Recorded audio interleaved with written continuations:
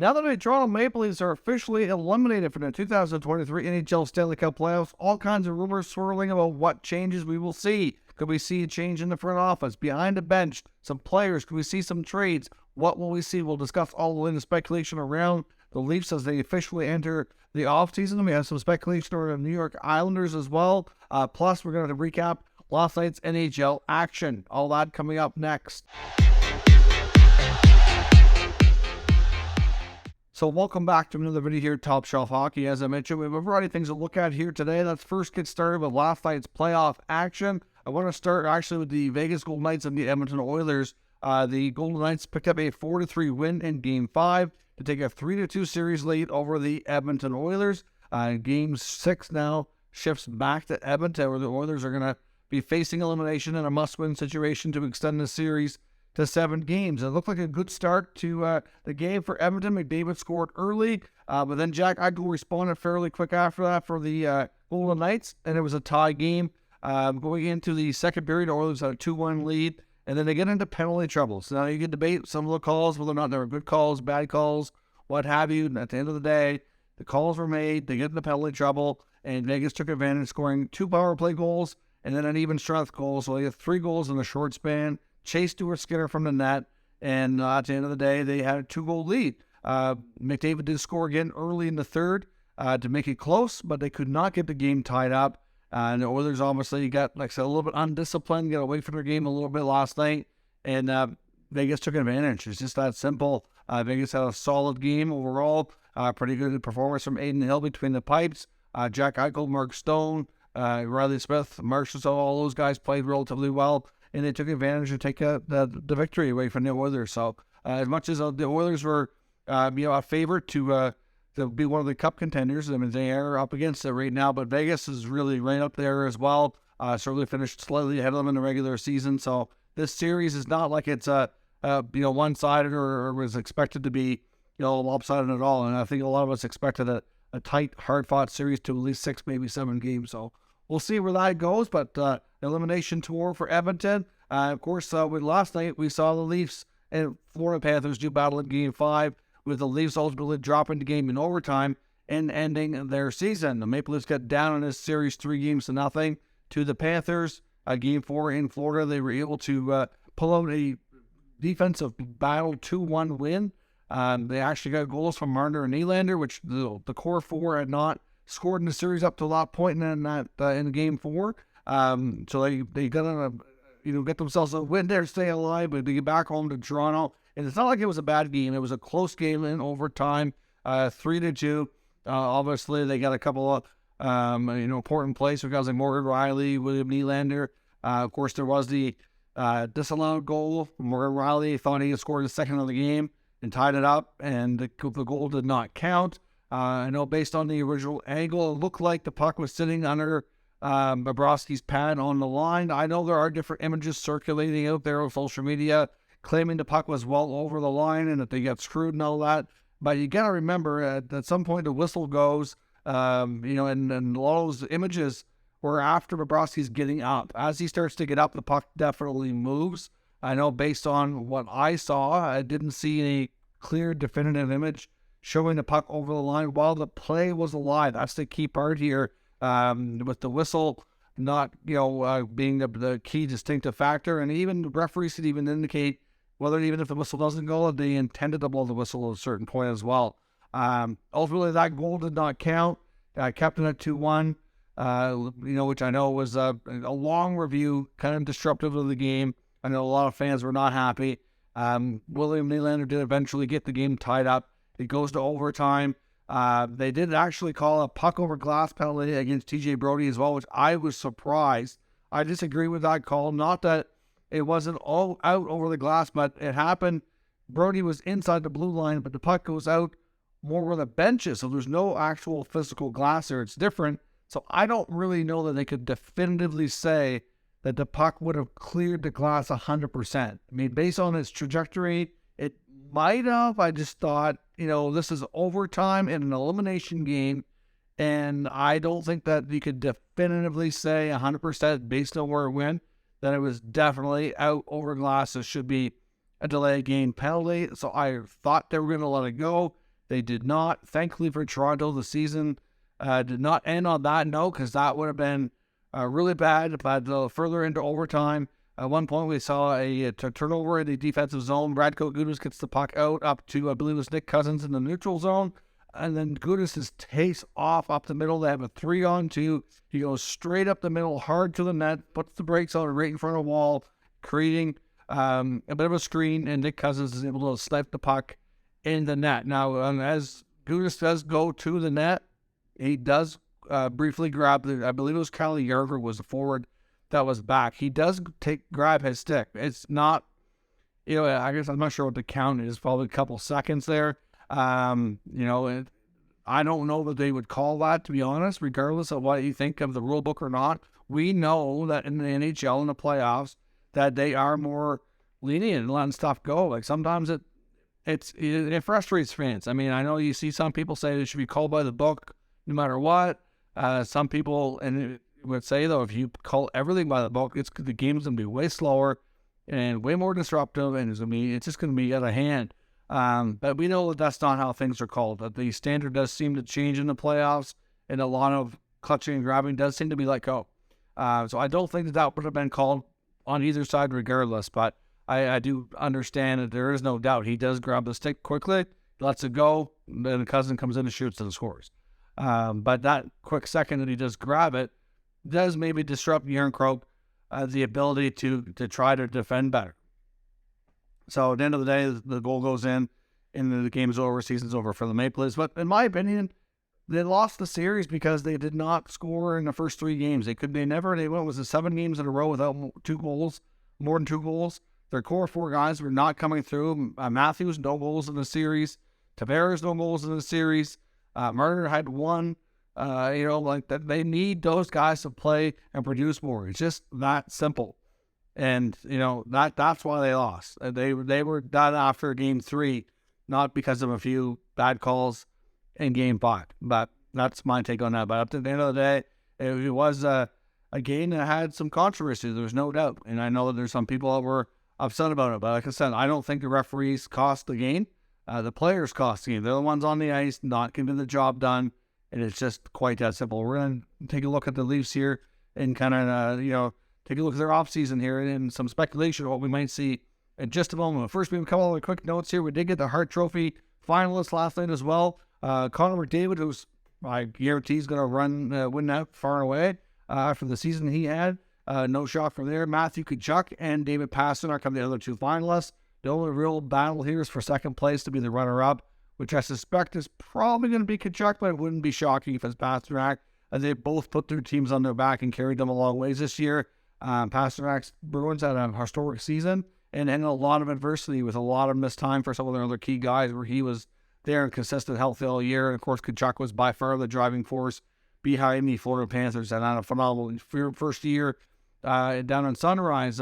We also got reports today from Andrew Gross of Newsday that the New York Islanders are looking like that they're going to be sticking with Lou Lamoriello and Lee Lambert, and that they both might be getting new contracts, or at least I believe, I'm not sure the contract status of Lee Lambert, but we know that Lou Lamoriello was speculated to be in the final year of his contract, and he either needs to be re-signed or replaced. And I know the fan base would love to see a change after multiple seasons now. A combination of missing the playoffs and mediocrity, this hasn't been good enough. This team had some good, strong playoff success there for a couple of years, and it's been downhill since.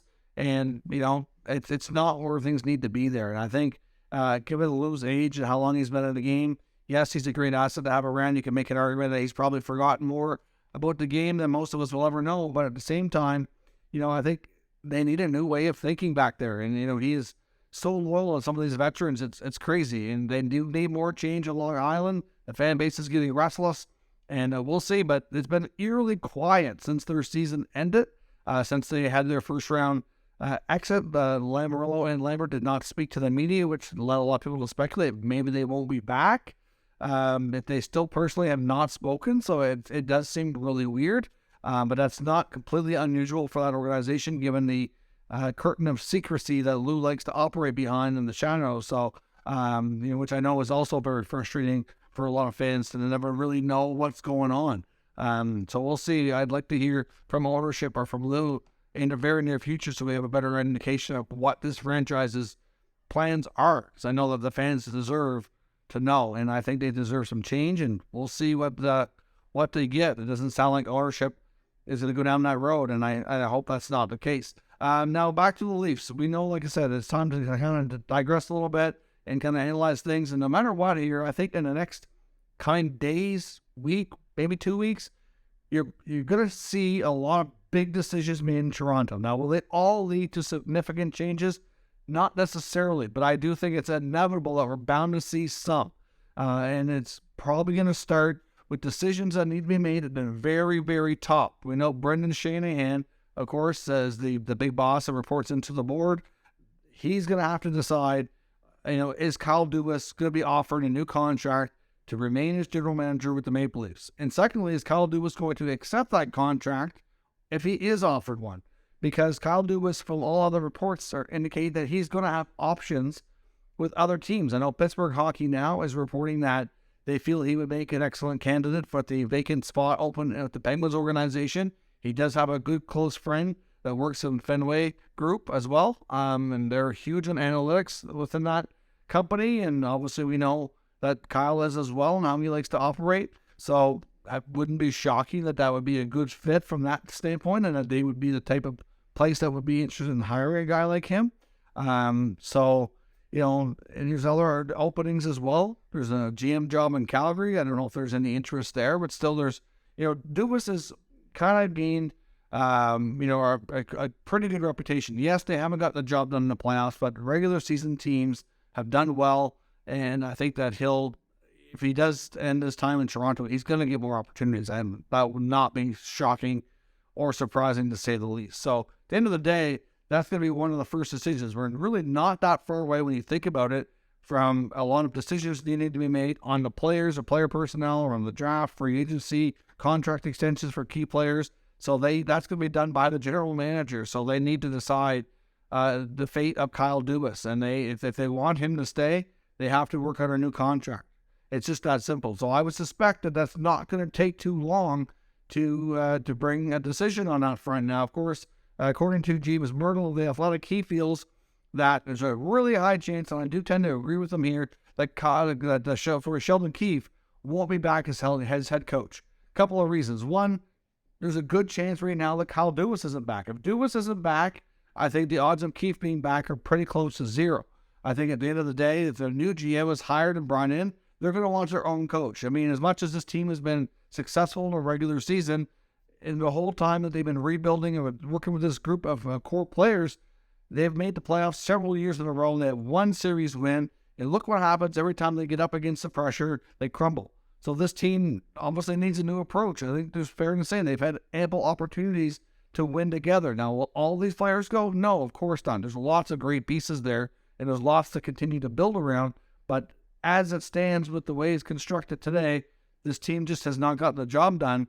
So that's the results-oriented business like this. When things don't work out and you don't get the job done, changes come. It's just that simple. What those are, up for debate. But at the end of the day, if Dubas isn't back, Keefe won't be back. Even if Dubas is back, it's expected that if they offer him a new contract, that they're going to pressure him to make a coaching change, and he's going to have to fire his long-time running mate, is Sheldon Keefe. Now, Sheldon Keefe as the head coach is, again, good regular season coach, good regular season results. There are obviously some that like to question his uses of certain players, especially a guy like Justin Hall, Alex Kerfoot. Some of these guys get a lot of playing time and a lot of rope to make mistakes, and others don't, and it's just a little bit mind-boggling. But at the end of the day, he's had good success.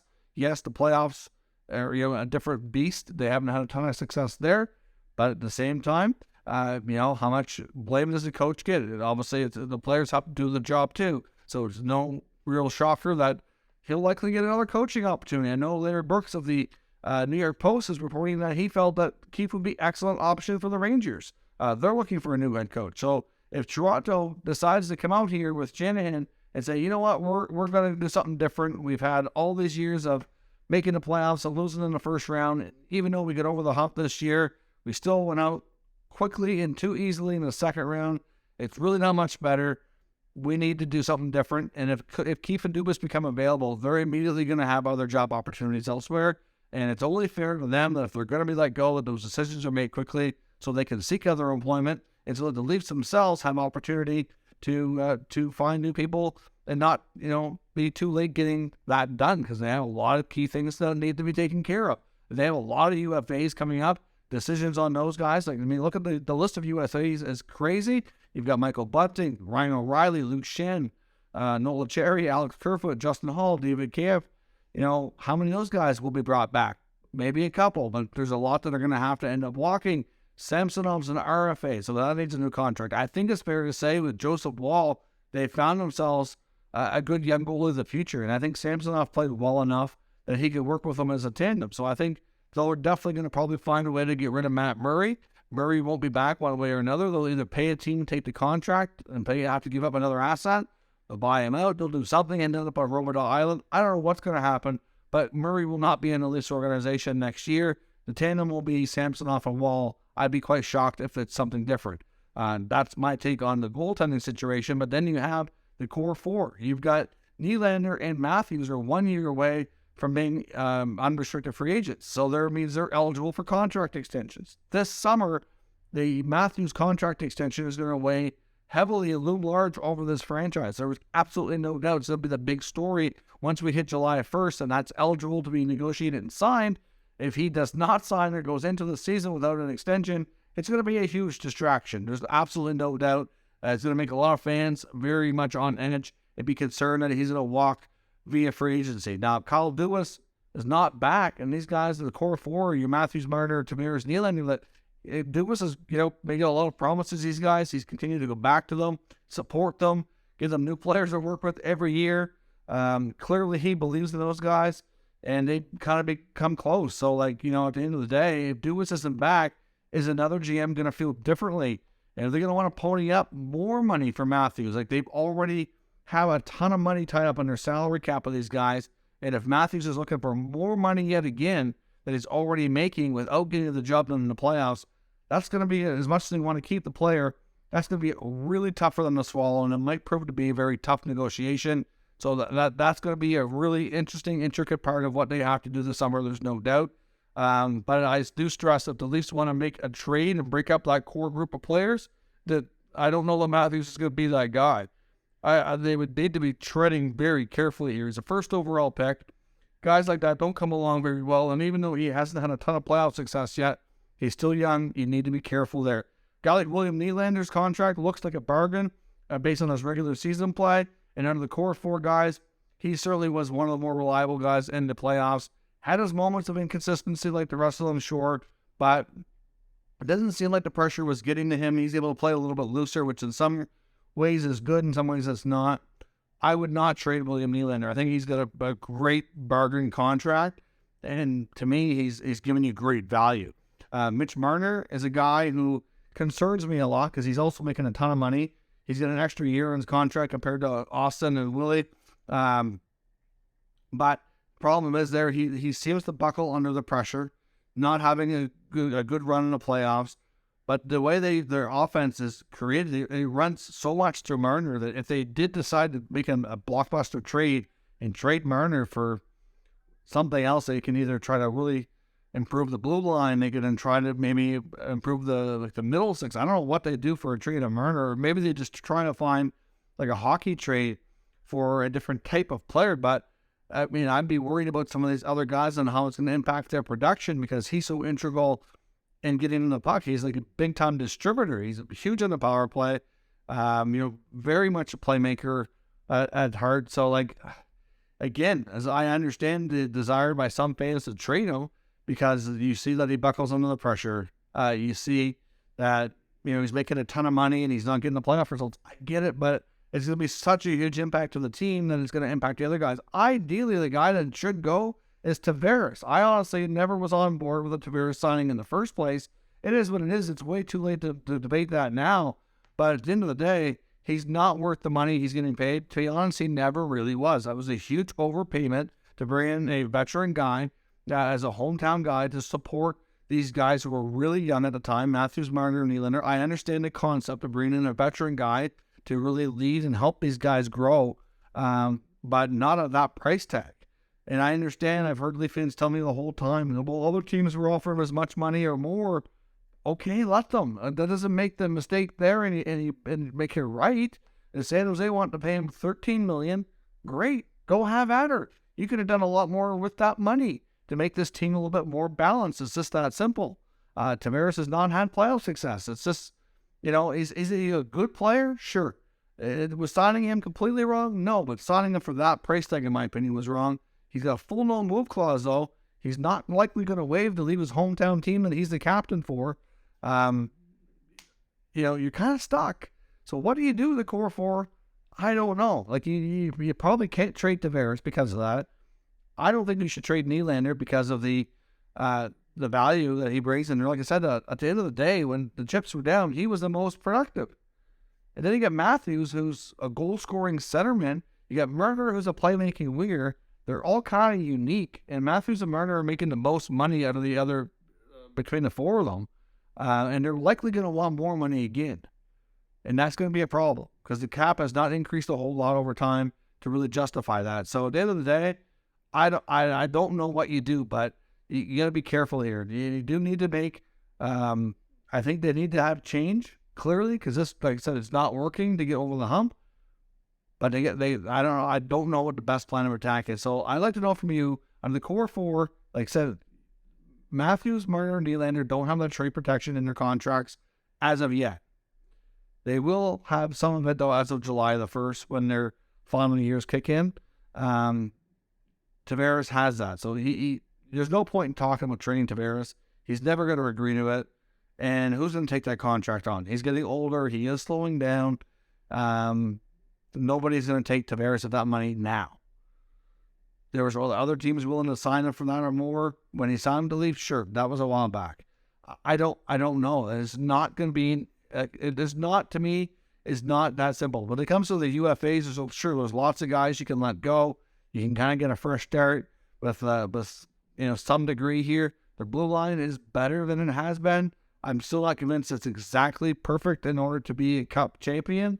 I would try to re-sign Luke Schenn. He's been excellent for Morgan Riley, the perfect partner back there. McCabe's under contract for a few years. Lundgren's still young. They obviously have some guys there that can play, but at the end of the day, Hall's likely gone. Kerfoot's likely gone. I would try to keep O'Reilly if you can, but again, unless you get some cap flexibility by moving out a big contract, that's going to be tough. I don't know about Bunting. He was a good fit there. He still could be to some degree. He's such an emotional player, though, that I don't know. It's hard to say. I think they could live without him, but I think he'll sign cheap enough. I think they can make it work, too. So we'll see. At the end of the day, changes are coming. It's just a matter of time. I would suspect it's not going to take too long. Dubas and Keefe, their decisions are likely going to be coming first and foremost, followed by the players shortly thereafter. You're not going to see any big trades until we get closer to the draft anyway, once the Stanley Cup's awarded and all teams are in off-season mode. You're not going to see a blockbuster trade before that. We know that. So let me know your thoughts on the Leafs. What do they do now? Will Dubas be back? Will Keefe be back? Which member of the core four is most likely to get traded? Let me know your thoughts down in the comments. We'll talk about it further. If you're new to the channel, make sure you subscribe and stick around. We'll keep you up to date with the latest news, rumors, and analysis of all 32 NHL teams. Thank you for watching, and I'll catch you next time.